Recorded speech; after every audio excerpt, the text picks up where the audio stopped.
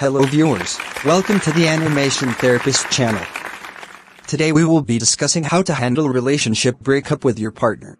I have with me in the studio Dr. Palmer, who will be touching on the primary causes of failed relationship and how to manage the emotional distress that comes with breaking up a relationship. Thank you Dr. Palmer for joining us on the show today. Thank you for having me on the Animation Therapist channel. I am so glad to be here.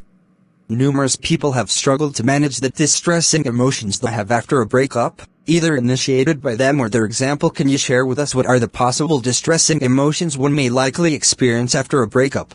Well, individuals differ on how they react to challenges, distress and traumatic situations. And quite a lot of factors could determine that. Factors such as the cause of the breakup, the expectations they had going into the relationship, the duration and their level of commitment to the relationship, the person's attachment style, one's childhood, parenting style used is raising the person, and personality traits plays a significant role in that. People with a secured attachment style might have it less distressing managing the situation, while people with an anxious or avoidant attachment style might find it more difficult. If either of the party involved is still interested in the relationship. This could also determine how the person reacts to the breakup. It is also important to note the circumstances surrounding the breakup. Was it a mutual decision? Was it sudden? Did it come unexpected? Or was it a decision made by one of them? Other psychological factors that could determine the individual's response is the person's self-esteem.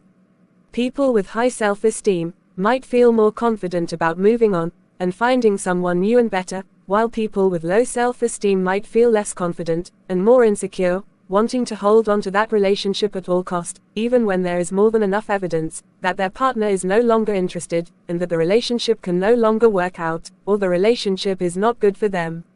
Also, the individual's temperament and personality can play a role. Some people might be more resilient and better able to cope with the breakup or other significant life challenges than others. Also, having other major negative life events at the same time the breakup is happening could determine how the individual responds to the breakup. Wow!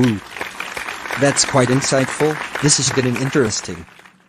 From the things you've said earlier, I would like to pick two of them, so that you can dwell on it and give a detailed insight. One is attachment style, and the other is resilience. Please speak to those two psychological factors. Alright.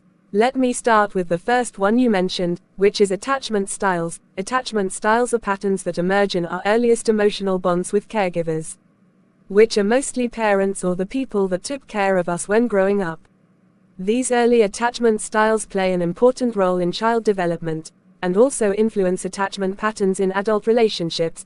There are a few different ways clinicians get to classify attachment styles, but I'll use the classification that is more suitable for this context. So I will touch on three main attachment styles: secure attachment style, anxious attachment style, and avoidant attachment style. Number 1.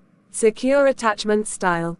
People with a secure attachment style have a positive view of themselves and others, and they're able to form healthy and secure relationships. They don't find it difficult trusting their partner and they communicate their feelings freely with their partner. Number 2. Anxious attachment style. Individuals with this attachment style crave intimacy and can be overly dependent and demanding in relationships. They worry that their partner does not love them. They become very distraught when relationships end. People with an anxious attachment style often have low self-esteem and tend to be very clingy and needy in relationships. Number 3. Avoidant attachment style. People with an avoidant attachment style often have a negative view of themselves and others, and they tend to avoid emotional intimacy and commitment.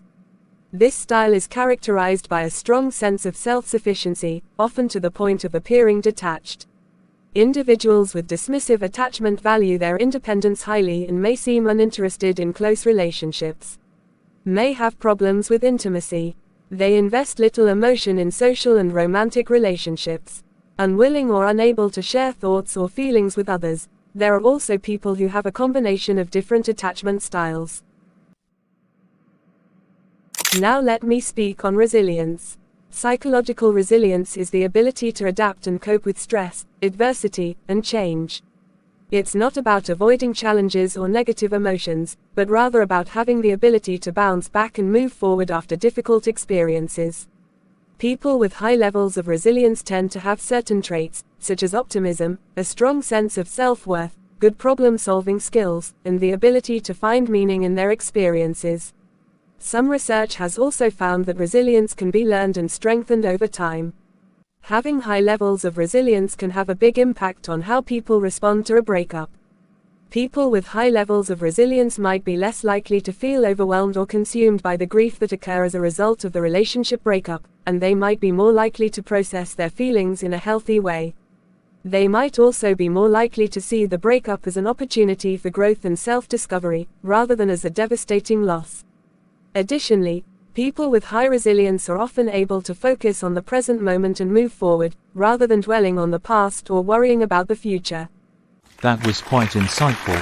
Can we give our guest another round of applause? Let's move on, and I will like you to explain to us briefly some of the possible causes of relationship breakup, either in marital relationships or the regular dating relationships. There are a lot of different factors that can lead to relationship breakups, both in marriages and dating relationships. It's actually a long list that we can't exhaust during this conversation. This can span from poor communication, whether it's due to a lack of effort, a lack of skill, or differences in communication styles. Other significant factors may include the lack of emotional intimacy, a loss of trust, or incompatible lifestyles or goals. Additionally, some people break up due to infidelity by their partner, abuse, or an overall lack of commitment. Sometimes breakups are a result of unmet needs, or simply a change in feelings over time. Both parties or either of the people involved may just get tired, especially when the infatuation phase is over. Other reasons why people quit relationship includes differences in values or beliefs. This can include differences in religious or political beliefs, or even values around things like money, lifestyle, and family. I remember managing a patient who just went through a divorce.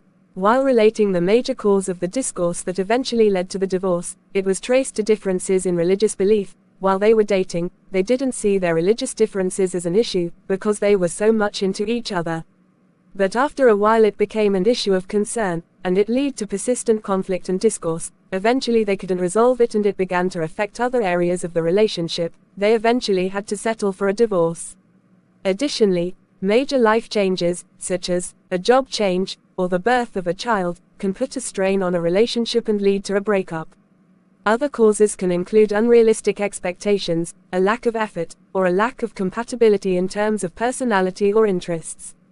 And sometimes people simply fall out of love and the spark is gone. Great, great, great. That was really eye-opening. We will draw the curtain at this point, while we continue with the conversation at the next episode. I want you all to watch out for the next episode. Turn on your notification button, so as to be alerted when the next episode is released. Thank you, Dr. Palmer, for sharing your thoughts with us. I'm glad to be here, and thanks to our viewers. Please look out for the concluding episodes, where I will be discussing extensively how to cope and manage the emotional distress that comes with relationship breakup. Thank you all. Thank you so much for watching. Kindly subscribe to this channel for more educative mental health and psychological content. Cheers.